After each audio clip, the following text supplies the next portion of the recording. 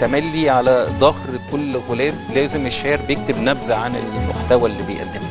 فأنا كاتب على ال8 دواوين ال8 أغلفة بنسبة 100% هتلاقي نفسك في رباعية، بحيث الديوان لو وقع تحت ايد اي حد بالصدفه ايا كان عمره ايا كان تفكير عقليته مستواه الفكري يلاقي نفسه في حاجه من الرباعيات. ده اللي كنت بسعى اليه والحمد لله اتحقق بشكل كبير.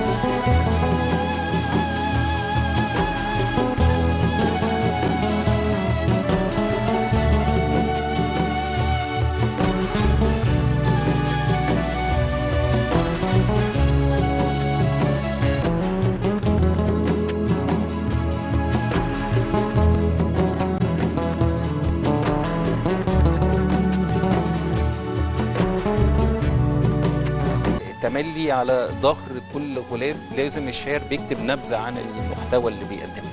فأنا كاتب على ال8 دواوين ال8 أغلفة بنسبة 100% هتلاقي نفسك في رباعية، بحيث الديوان لو وقع تحت ايد اي حد بالصدفه ايا كان عمره ايا كان تفكير عقليته مستواه الفكري يلاقي نفسه في حاجه من الرباعيات. ده اللي كنت بسعى اليه والحمد لله اتحقق بشكل كبير.